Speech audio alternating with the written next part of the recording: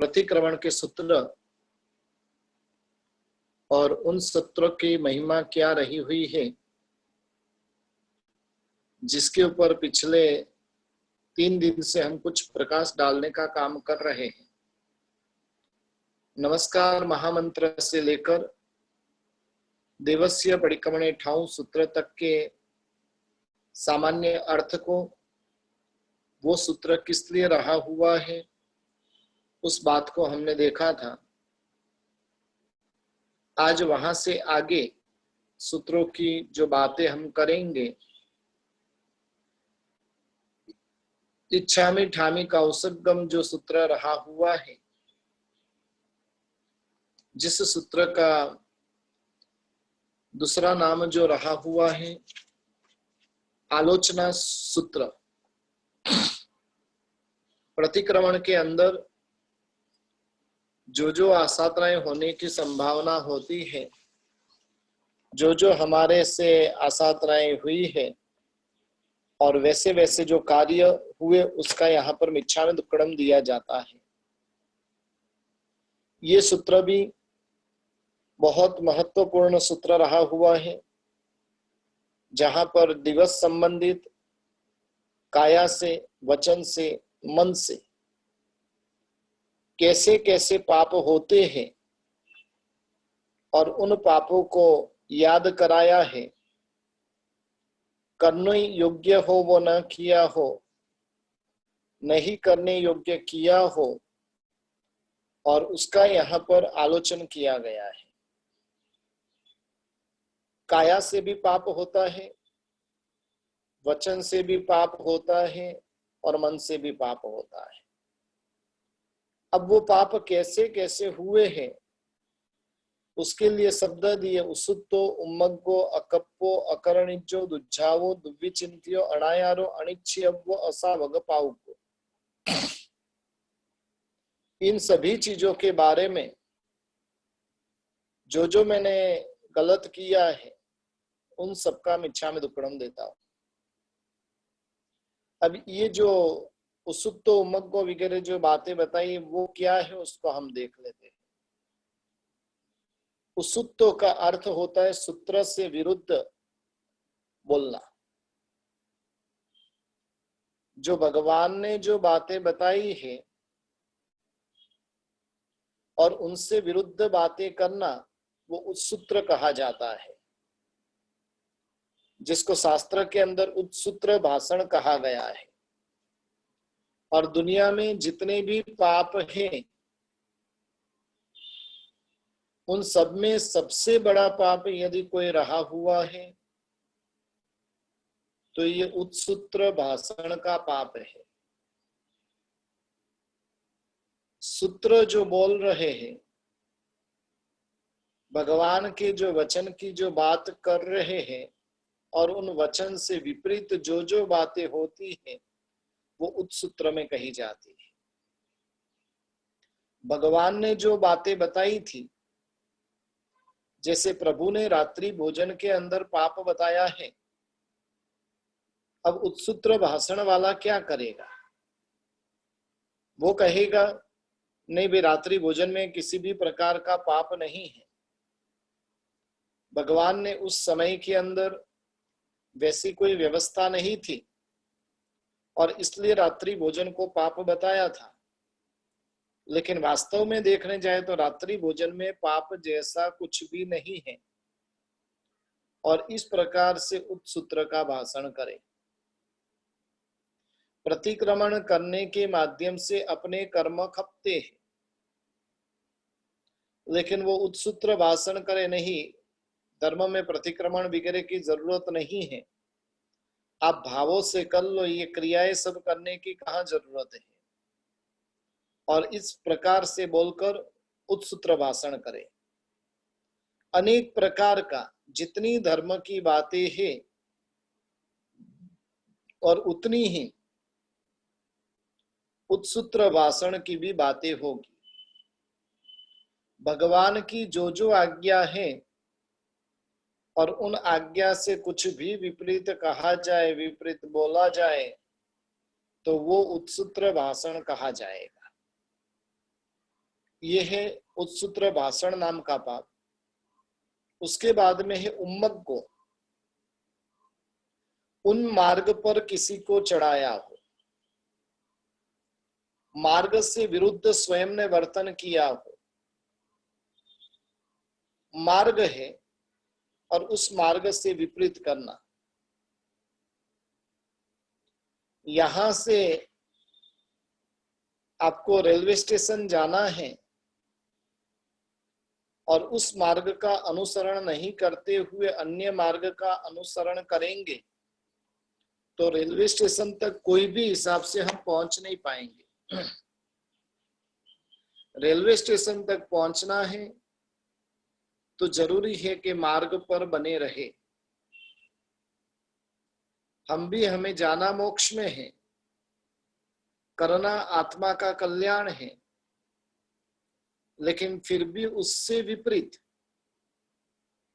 कई बातें ऐसी होती हैं जो उन्मार्ग का सेवन हम करते रहते हैं।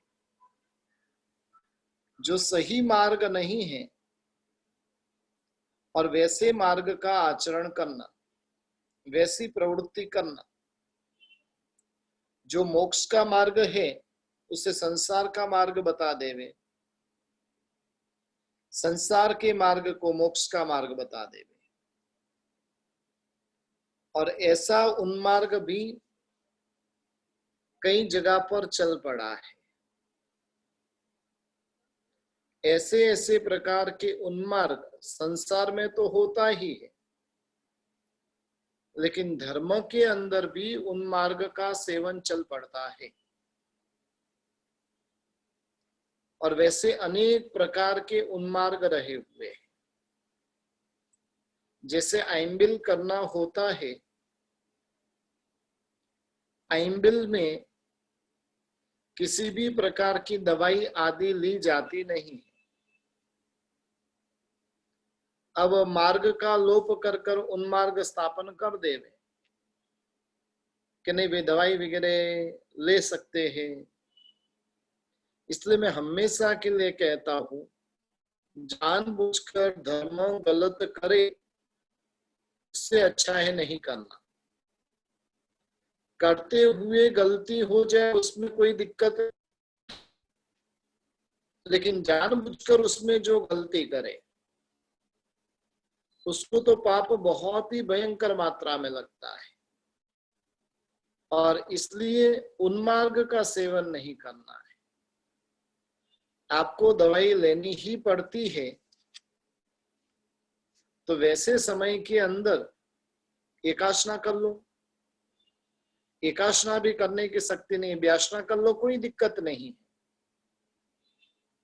लेकिन हम ऊपर का धर्म करने के लिए अधर्म का सहारा ले लेते हैं,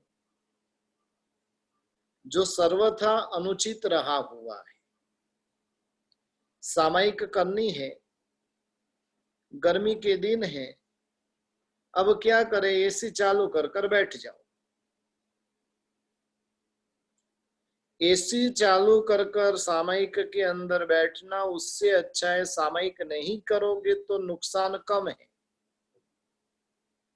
लेकिन एसी के अंदर बैठकर सामयिक करना, वहां पर तो भारी मात्रा में नुकसान रहा हुआ है।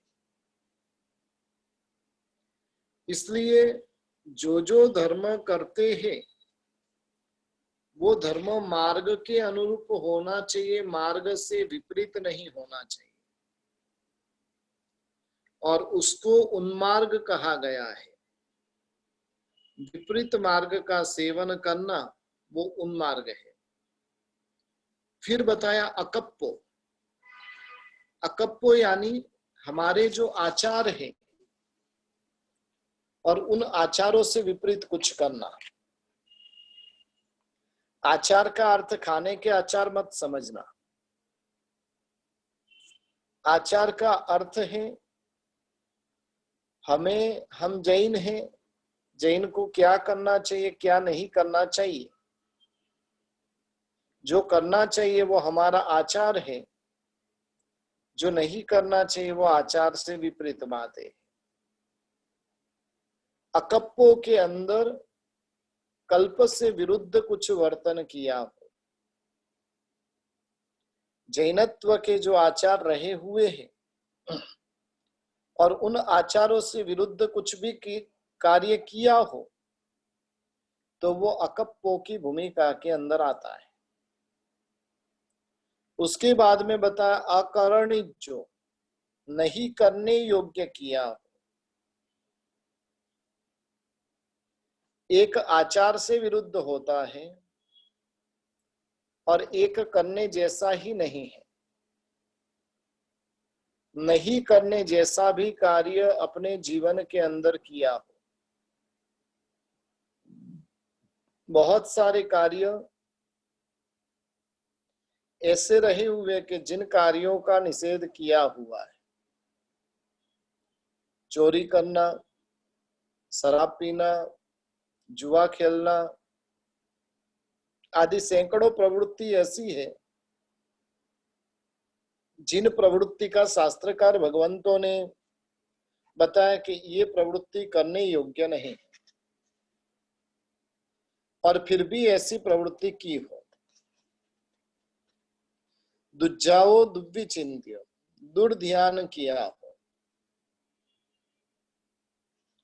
दुर्ध्यान का अर्थ होता है, जो कल हमने शांत सुधारस के अंदर बात कही थी, आर्त ध्यान और रौद्र ध्यान, वो दुर्ध्यान रहा हुआ है। और इन दोनों ध्यान की भूमिका जो है, श्रावक को हमेशा के लिए धर्म ध्यान ही करना है, दुर्ध्यान करना ही नहीं है। लेकिन आर्त रौद्र ध्यान के स्वरूप में दुर्ध्यान हो गया तो उसका मिच्छामि दुक्कडम दिया जाता है। फिर बताया दुष्ट चिंतन करना। चिंतन करना है, लेकिन चिंतन अच्छा चिंतन करना है, दुष्ट चिंतन नहीं करना है। दुष्ट चिंतन का अर्थ होता है जहां पर हमारा मन मलिन होता है, मन की खराबी के साथ में जो विचार किया जाता है उसको दुष्ट चिंतन कहा जाता है। और ऐसे दुष्ट का चिंतन किया हो। फिर बताया कि अनाचार का सेवन किया हो। एक आचार है, एक अनाचार है। हम अतिचार के अंदर बोलते हैं अतिक्रम, व्यतिक्रम, अतिचार, अनाचार। चौथे महाव्रत के अतिचारों के अंदर ये चार बात आती है। अतिक्रम, व्यतिक्रम, अतिचार और अनाचार। उसमें से अनाचार किया हो तो उसकी माफी यहां पर मांगी जाती है। अतिक्रम का अर्थ होता है करने की इच्छा करना, वो अतिक्रम है। व्यतिक्रम का अर्थ है वो करने के लिए प्रवृत्त होना, उसके निकट में पहुंचना, वो व्यतिक्रम है। अतिचार का अर्थ है वो प्रवृत्ति करने के लिए हाथ में ले लेना, या तो गलती से उसका सेवन कर लेना, वो अतिचार की भूमिका है। और अनाचार जानबूझकर उसका सेवन करना, वो अनाचार की भूमिका है। अनजान में जो होता है वो अतिचार है। जानबूझकर भी यदि दुख के साथ होता है तो वो अतिचार है। जानबूझकर आनंद के साथ में जो होता है वो अनाचार की भूमिका कही जाती है। इसलिए अतिक्रम, व्यतिक्रम, अतिचार और अनाचार, हमारे जितने भी पाप है वो अतिचार है कि अनाचार है। अनाचार का तो प्रायश्चित किए बिना कोई छुटकारा ही नहीं है। अतिचार जो है, आप प्रतिक्रमण आदि करोगे तो वहां से भी वो पाप धुल सकते हैं। करने योग्य नहीं था और फिर भी उसको किया। ठीक है, करने योग्य नहीं था और हो गया, एक अलग भूमिका है। करने योग्य नहीं था और उसको इच्छा पूर्वक किया, वो अलग भूमिका है। यानी इस प्रकार से अनाचार का सेवन हो गया हो, अनाचार से जो भी प्रवृत्ति हुई हो तो उसका मिच्छामि दुक्कडम। जो अनिच्छित वर्तन से हुआ हो, हम इच्छ भी नहीं सकते थे और ऐसा कार्य कर दिया हो जिसके बारे में हम सोच नहीं सकते हैं, और उस प्रकार का अनिच्छित कार्य कोई करने में आया हो तो उसका भी मिच्छामि दुक्कडम। और फिर बताया कि असावग पाउक को, यानी श्रावक जीवन के लिए सर्वथा अनुचित है। श्रावक जीवन के अंदर सर्वथा उसे करने का निषेध किया हुआ है, और वैसा कोई अकरणीय कार्य कर दिया हो, उन सभी का मिच्छामि दुक्कडम दिया जाता है। अभी ये सब किन किन के बारे में किया हो, तो कि ज्ञान की आराधना करते समय, दर्शन की आराधना करते समय, चरिता चरिते देश वृत्ति आराधना करते समय, सूये यानी श्रुत ज्ञान ग्रहण के समय में, सामय्य यानी सामयिक के विषय में, 3 गुप्ती, 4 कसाय, 5 अणुव्रत, 3 गुण व्रत, 4 शिक्षा व्रत, और इस प्रकार से जो जो श्रावक योग्य धर्म की क्रिया करते समय जो भी इस प्रकार से उसुत्तो उमग्गो आदि पाप हुआ हो, और उन सबका मिच्छामि दुक्कडम इस सूत्र से दिया जाता है। उत्सूत्र भाषण किया हो, लेकिन किस में किया हो? ज्ञान में, दर्शन में, चारित्र के बारे में, श्रुत के बारे में, सामयिक के बारे में, इन सभी के बारे में उत्सूत्र भाषण किया हो, उन मार्ग बताया हो, नहीं करने योग्य किया हो, और उस प्रकार की जो जो प्रवृत्ति है उसका मिच्छामि दुक्कडम दिया जाता है। आज क्लास के बाद में सोचिएगा कि हम ज्ञान के बारे में कैसा कैसा अपलाप करते, दर्शन के बारे में कैसी कैसी बातें करते। समझ लो कि एक मंदिर है और उसके बगल में ही यदि दूसरा मंदिर बनता है तो हम क्या करेंगे? उसका विरोध करेंगे। बाजार के अंदर एक दुकान समझ लो कि भी साड़ी की है, दूसरी दुकान उस साड़ी की दुकान के बाजू में रहे तो अच्छा है कि दूर रहे तो अच्छा है? लगभग लगभग लोग जो दुकान करना चाहेंगे वो दुकान कहां पर करेंगे? जहां पर उसका बाजार रहा हुआ उधर करेंगे। लेकिन उसका हम कभी विरोध नहीं उठाते। एक होटल है बाजू में, दूसरी होटल बनी तो उसका विरोध कभी नहीं करते। एक थिएटर था और दूसरा थिएटर बना दिया, उसका विरोध हम कभी नहीं करते हैं। हालांकि पूर्व के काल में इन सबके विरोध होते थे।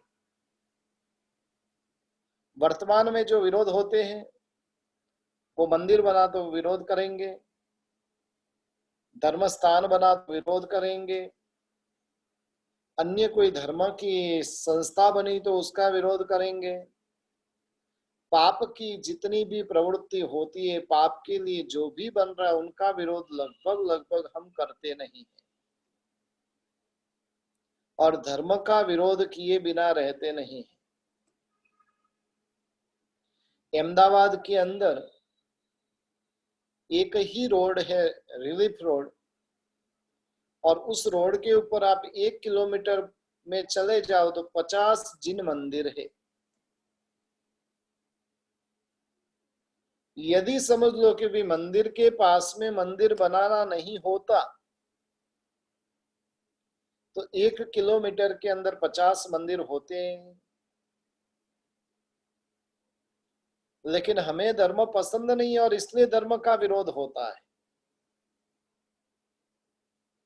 वास्तव में तो जितने मंदिर अधिक बनेंगे उतनी मात्रा में जिनको अनुकूलता नहीं होगी, वैसे 5-10% जो लोग होंगे वो वहां पर जाके आराधना करेंगे। लेकिन हम मंदिर के संबंध में, मूर्ति के संबंध में कितना विरोध करते हैं। एक मंदिर के अंदर समझ लो कि प्रभु की 100 मूर्तियां भराई है। आप उन मूर्तियों को देखकर आनंदित होंगे कि उन मूर्तियों का विरोध करेंगे। सबसे पहले बात आती, इतने सारे भगवान की कहाँ जरूरत थी। मेरी मानो तो 2-4 भगवान रख दिया होता तो काम हो जाता था। आखिर में पूजा ही तो करनी थी, शांति से पूजा होती थी। ये 100 भगवान की जरूरत कहाँ थी।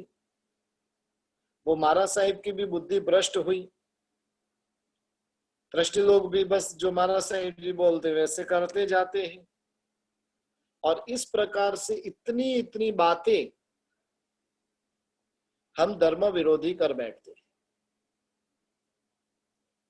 शास्त्रों में तो बताया कि हर एक घर के अंदर मंदिर होना, हर एक गली के नुक्कड़ पे मंदिर होना चाहिए। क्यों होना चाहिए? तो कि वहां के लोग आराम से वहां पर परमात्मा के मंदिर में पहुंच सके, आराम से भक्ति कर सके। लेकिन हमारी बुद्धि भ्रष्ट है, इसलिए ऐसी चीजों का विरोध करते हैं। आप देखिए, चारित्र के संबंध में कभी कभार समझ लो कि एक साथ में 100 शादी हुई, आपने कभी विरोध किया? लेकिन एक साथ में 100 दीक्षा हो तो अच्छे अच्छे धार्मिक लोग भी चर्चा करने बैठेंगे, अरे सब ऐसे दीक्षा ले ली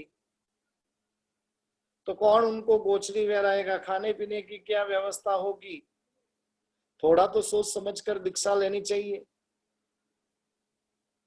महाराज साहिब भी बस ऐसे ही वो किसी को भाव जगह और दीक्षा दे देते हैं, ट्रेनिंग तो देते नहीं है।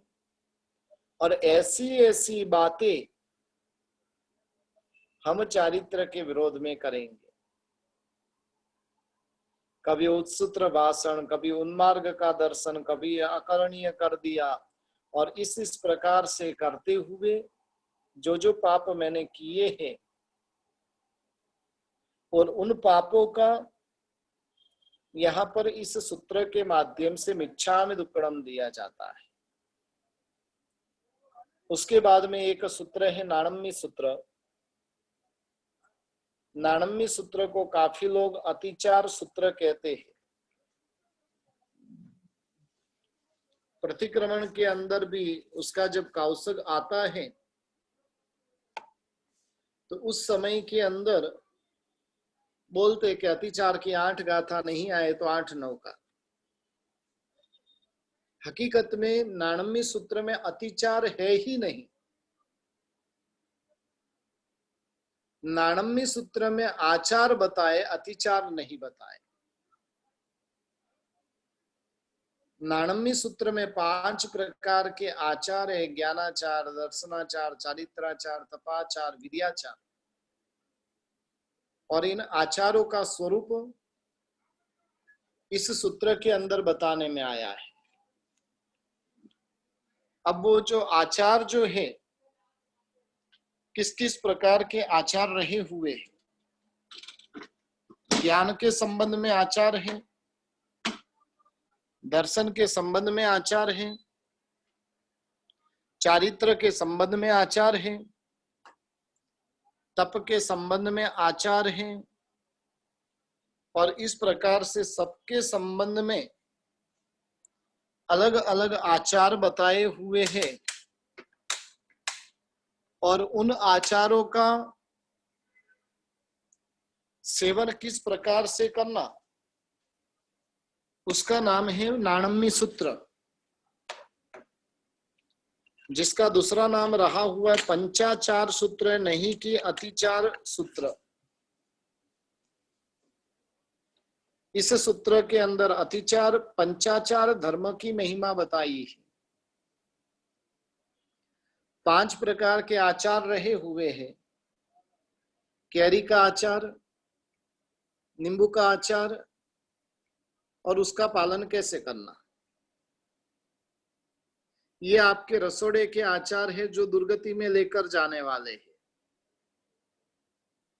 ये हमारे घरों के आचार है, और आचार को शास्त्रकार भगवंतों ने नरक गति का कारण बताया है। उन आचारों की मैं बात नहीं कर रहा हूं यहाँ पर, तो ज्ञानाचार, दर्शनाचार, चारित्राचार, तपाचार और वीर्याचार, ये 5 प्रकार के आचारों की बात इस सूत्र में बताने में आई है। ज्ञान के संबंध में क्या क्या करना चाहिए वो ज्ञानाचार है। दर्शन के संबंध में यानी मंदिर और गुरु के मंदिर संबंधित क्या क्या करना चाहिए वो दर्शनाचार है। चारित्र धर्म संबंधित क्या क्या बातें होनी चाहिए वो चारित्राचार है। तप के संबंध में जो जो बातें करनी है वो तपाचार है। धर्म की आराधना साधना कैसे उत्साह के साथ की जाए, और वो वीर्याचार रहा हुआ है। इस प्रकार से ज्ञानाचार, दर्शनाचार, चारित्राचार, तपाचार और वीर्याचार, ज्ञान के 8 आचार हैं, दर्शन के भी 8 आचार हैं, चारित्र के भी 8 आचार हैं, तप के 12 आचार हैं, और वीर्य के 3 आचार हैं। इन सभी आचारों का सेवन करना चाहिए। ज्ञान कैसे पाना है, गुरु की भक्ति कैसे करनी है, उनका विनय बहुमान आदि कैसे करना है, और ये सभी ज्ञानाचार में आता है। मंदिर में कैसे शंका से रहित बनना है, परमात्मा के प्रति की श्रद्धा बढ़े, कैसे बढ़े, उसके लिए हमारे साधर्मिक को वात्सल्य कैसे देना है, जैन धर्मियों की प्रशंसा किस प्रकार से करनी है, धर्म की आराधना किस प्रकार की बुद्धि से करनी है, ये सब दर्शनाचार है। फिर चारित्राचार आता है। चारित्राचार के अंदर 5 समिति और 3 गुप्ती का पालन करना होता है। तपाचार जो आता है वो 12 प्रकार का है। 12 प्रकार का जो तप बताया हुआ है, बाह्य और अभ्यंतर तप, और उन तप धर्म का सेवन करना वो तपाचार है।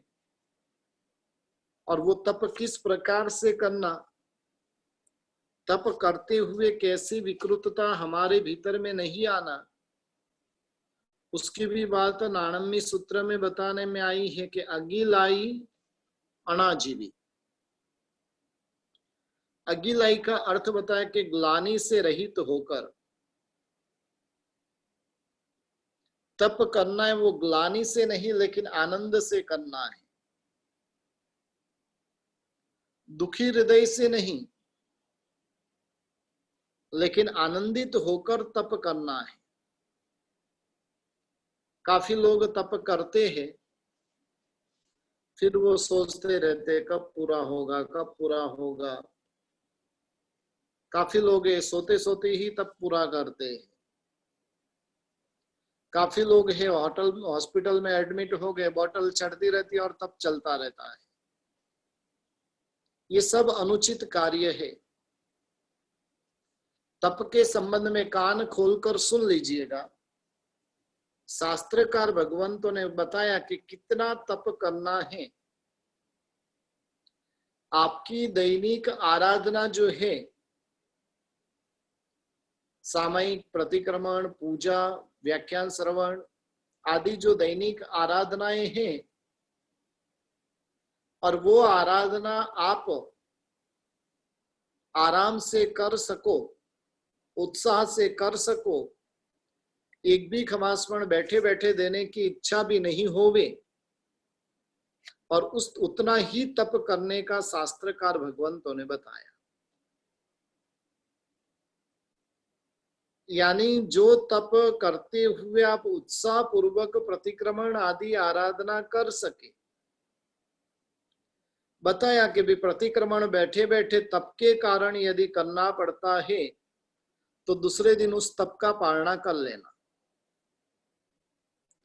हम तो बैठने की बात गई, अब तो सोते सोते करने की बात आएगी। इसलिए अग्लानि पूर्वक, अगिलाई। दूसरे नंबर में बात बताई कि अणाजीवी तप, वो हमारी आजीविका नहीं। आजीविका यानी क्या? कमाई का साधन। कमाई का साधन वो तप नहीं है। तप आत्मा के गुणों को विकास करने का साधन है। तप कर्मों को खपाने का साधन है, नहीं कि तप आजीविका का साधन। काफी लोग जो होते हैं तप करते हैं, लेकिन तप करते हुए पीछे ऐसी खराबी घुस जाती है। तप करने के बाद में उसका सम्मान करना नहीं करना, वो सामने वाले की भावना है। आपके भीतर में यदि सम्मान की भावना आती है तो मैं तो कहूंगा कि आपने जिस दिन चालू किया उसी दिन बंद कर दो। तप जो है आजीविका का साधन, कमाई का स्रोत। ये करूंगा तो मुझे चैन मिलेगी, ये करूंगा तो मुझे इतना पैसा मिलेगा, ये करूंगा तो अच्छा सा बहुमान होगा, और इस प्रकार के भावों के साथ में तप नहीं करना है। करते हुए किसी ने कर दिया तो कोई दिक्कत नहीं है, लेकिन वो हमारे मन के अंदर स्थान उसका नहीं होना चाहिए। और हमारे मन के अंदर समझ लो कि उसका स्थान आ गया, हमारे मन के अंदर समझ लो कि वो प्रभावना का, के जो भी बहुमान का स्थान आ गया, तो हमारा तप वहां पर ही खत्म हो गया। इसलिए जितना भी तप करते हैं वो आनंद पूर्वक, उत्साह पूर्वक। जैसे हंस दर्शन सुरेश्वर जी महाराजा ने कई बार 180 उपवास, कितनी बड़ी बड़ी घोर तपश्चर्या की, लेकिन 180 दिन के भीतर में कभी भी वो सपोर्ट देकर बैठते नहीं। 180 दिन के भीतर में कभी भी वो दिवस दरमियान आराम करेंगे नहीं। 180वें दिन भी, ये मैंने आंखों से देखी हुई बात बता रहा हूं कि 3 के 5 किलोमीटर का उन्होंने विहार किया था। और इस प्रकार की शक्ति के साथ में तप करना चाहिए। इसलिए तप करते समय यदि दूसरे हेतु है तो वो हेतु आत्म कल्याण के कारण नहीं बन सकते हैं।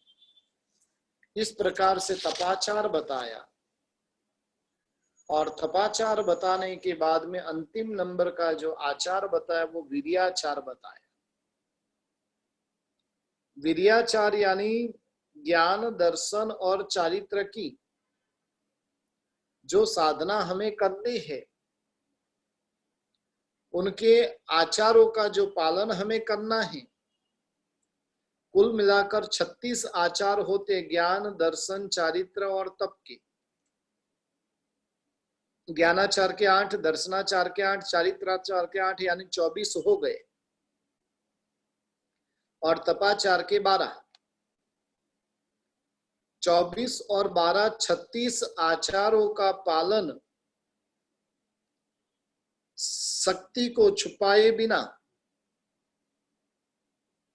जितनी शक्ति है उतनी शक्ति के साथ में करना, वो वीर्याचार है। और ऐसे 5 प्रकार के आचारों का स्वरूप नाणम्य सूत्र के अंदर बताया हुआ है। जैन समाज के अंदर विशेष करके इस सूत्र का अवमूल्यन बहुत सी बार होता है। सबसे अधिक यदि कोई सूत्र की हम आसाधना करते तो ये नाणम्य सूत्र की करते। ये सूत्र भी गणधर भगवंत रचित है। काफी लोग अभी जो सुन रहे उसमें से भी काफी लोगों ने ये नाणम्य सूत्र नहीं किया होगा। एक चीज ध्यान रखिए कि नाणम्य सूत्र ऑप्शनल सूत्र नहीं है, कंपलसरी करने का सूत्र है। लेकिन हमको ऑप्शन मिल गया है। नाणम्य सूत्र नहीं आए, पंचाचार की 8 गाथा नहीं आए तो 8 नवकार, और 8 नवकार गिनने में दिमाग को कहीं पर भी कसना नहीं पड़ता है।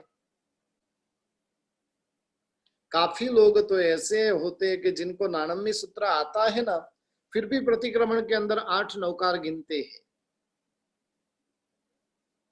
ये ज्ञान धर्म की आसाधना है।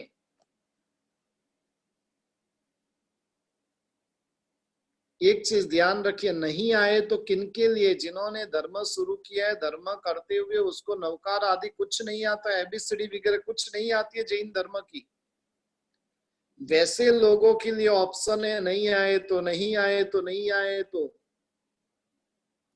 2 साल से 5 साल से 25 साल से 50 साल से जो कर रहे उनके लिए ऑप्शन नहीं है। लेकिन हमको ऑप्शन मिल गया इसलिए ज्ञान की आसाधना करते रहो। ऑप्शन मिल गया इसलिए नाणम्य सूत्र सीखने की जरूरत ही नहीं है।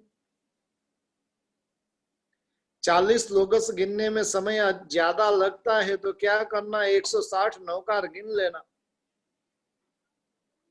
फटाफट गाड़ी तो चलती है, कौशक तो फटाफट पूरा होता है। ये भाव उचित नहीं है।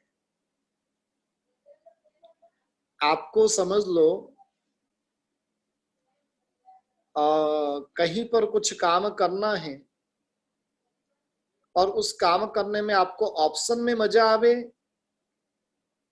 कि जो मूलभूत है उसमें मजा आए। मेन है उसकी कोई जो मुख्य रहा हुआ उसकी बराबरी का कोई नहीं है, लेकिन वो लेने की आपकी शक्ति नहीं है। तब नीचे की भूमिका में ऑप्शन बता दे कि ये आप नहीं ले सकते हो तो एक काम करो, ये ले लो, ये ले लो, ये ले लो। ये जो नाणम्य सूत्र जो है उसको ऑप्शन की भूमिका में मत रखो। फिर क्या होगा, कर्म सत्ता भी सोचेगी कि भाई इसको मैं केवल ज्ञान दूं के नहीं दूं। इसने गणधर भगवंत के सूत्र की आसाधना की थी, ये सूत्र करने के लिए तैयार ही नहीं था। ये सूत्र की जब बात आती थी तब वो बोल देता था कि नहीं ये सूत्र तो नहीं किया तो चलता है। और वो भी कर्म सत्ता भी सोचेगी कि इससे केवल ज्ञान की प्राप्ति कराओ कि नहीं कराओ। इसने घोर ज्ञानावरणीय कर्म बांधा हुआ है, घोर ज्ञान की आसाधना की है। जैन धर्म में 2 सूत्रों के प्रति बहुत बड़ी उपेक्षा है, एक जग चिंतामणि सूत्र और एक नाणम्य सूत्र। मैं जब बचपन के अंदर पाठशाला में पढ़ने जाता था और उस समय मुझे ध्यान है कि पाठशाला में नाणम्य सूत्र सिखाया ही नहीं था। पाठशाला में जगत चिंतामणि सूत्र हमारे जो टीचर जो थी पाठशाला में उन्होंने सिखाया ही नहीं था। इतने पवित्र सूत्रों के प्रति कितनी उपेक्षा भाव रही हुई है। और वापिस जो बहुत पावरफुल सूत्र है, इसलिए एक भी सूत्र गौण नहीं है। कई बार कौसक करते हैं ना, और काफी लोग मुझे तर्क भी देते हैं कि भी लोगस से तो बड़ा महत्वपूर्ण सूत्र नौकार मंत्र है, लोगस से ज्यादा लाभ नौकार मंत्र का बताया हुआ है। एक नौकार गिनने में 500 सागरोपम के पाप नष्ट होते, वो लोगस सूत्र में नहीं होते, वो नाणम्य सूत्र में नहीं होते हैं। तो क्यों न मैं नौकार ही गिन लू। एक चीज ध्यान रखिए, सिर का मेन अंग जो रहा हुआ, शरीर का मेन अंग जो रहा हुआ है वो सिर रहा हुआ है। खाली सिर का ही ध्यान रखा जाए और बाकी चीजों का ध्यान ही नहीं रखा जाए तो क्या हालत होगी। सिर भी अपना ही है, आंखें भी अपनी है, मुंह भी अपना है, हाथ पांव भी अपने हैं। नहीं, खाली सिर का ही तो ध्यान रखना, क्योंकि मेन वो है। ये सर्वथा अनुचित है। धर्म स्थानकों के अंदर भी ऐसी हालत हो गई है, अपने यहाँ पर 7 क्षेत्र है, लेकिन 7 क्षेत्र में सिर का ध्यान रखते, बाकी अंगों का कोई ध्यान ही नहीं रखते। फिर भी गुजराती समाज में ये विवेक रहा हुआ है, उसको 1000 रुपया का दान देना होगा ना, तो 200 रुपया देवद्रव्य में लिखाएगा, 100 रुपया ब्याज में लिखाएगा, 100 रुपया ज्ञान में लिखाएगा, 100 रुपया साधारण में लिखाएगा, 100 रुपया पाठशाला में लिखाएगा, 100 रुपया स्नातक में लिखाएगा, सब में 100 200 रुपया लिखाएगा। और अपने राजस्थानी समाज में क्या होता है, एक ही जगह पर देवद्रव्य में लिखा दो।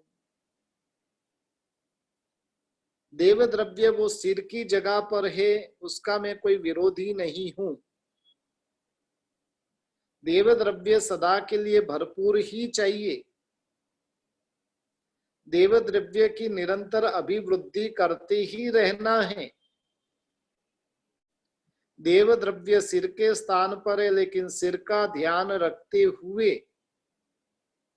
बाकी अंगों का भी ध्यान रखना जरूरी हो जाता है। हमने क्या किया, खाली सिर को पकड़ा, बाकी सब कुछ छोड़ दिया। सिर सुरक्षित रहेगा, लेकिन बाकी एक भी अंगोपांग सुरक्षित नहीं रहेंगे तो क्या करेंगे। नौकार मंत्र वो सिर की जगह पर है, तो हो सकता है कि भी नाणम्य सूत्र, लोगस सूत्र वो हाथ पांव मुंह आदि के जगह पर रहे। इसलिए जहां पर पहले नंबर में तो जो विधि बताई, उस विधि में अविधि होती है। विधि के अंदर अविधि होती है। लोगस गिनने का कहा है और आप नौकार गिनते हो तो वो विधि में अविधि रही हुई है। नाणम्य सूत्र बोलने का कहा है और आप 8 नौकार गिन लेते हो तो वो विधि में अविधि रही हुई है। ठीक है, जब तक नहीं आता है तब तक उसका ऑप्शन है, लेकिन आ गया फिर तो क्या करना। आपके घर में जो रेगुलर काम वाली थी और कोई संजोग वसात वो नहीं आ पा रही है, तो उसकी जगह पर ऑप्शन में आपके मन को भाए कि नहीं भाई, काम बराबर करे कि नहीं करे, लेकिन वैसी काम वाली को रखा जाता है ऑप्शन में। जब वो मिलती हो तो क्या करेंगे, उसी को ही पाने का प्रयास करेंगे। बस नौकार मंत्र जो कायोत्सर्ग जो करते हैं, अमुक जगह पर नौकार का ही कायोत्सर्ग बताया है, लेकिन अमुक जगह पर लोगस का बताया, अमुक जगह पर नाणम्य सूत्र का बताया, अमुक जगह पर तप चिंतावणी का कौशक बताया है। और जहां पर जो जो कौशक बताया है, उन सूत्रों का, नौकार की महिमा को हमें कम नहीं करना है, लेकिन इन सूत्र का भी अवमूल्यन तो नहीं होना चाहिए, पूर्ण रूप से ध्यान रखना चाहिए। राजा महान है, लेकिन राजा की महानता देखने के अंदर कहीं मंत्री सेनापति आदि खत्म नहीं हो जाए, उसका भी पूर्ण रूप से ध्यान रखना वो जरूरी है। तो इस प्रकार से आज हमने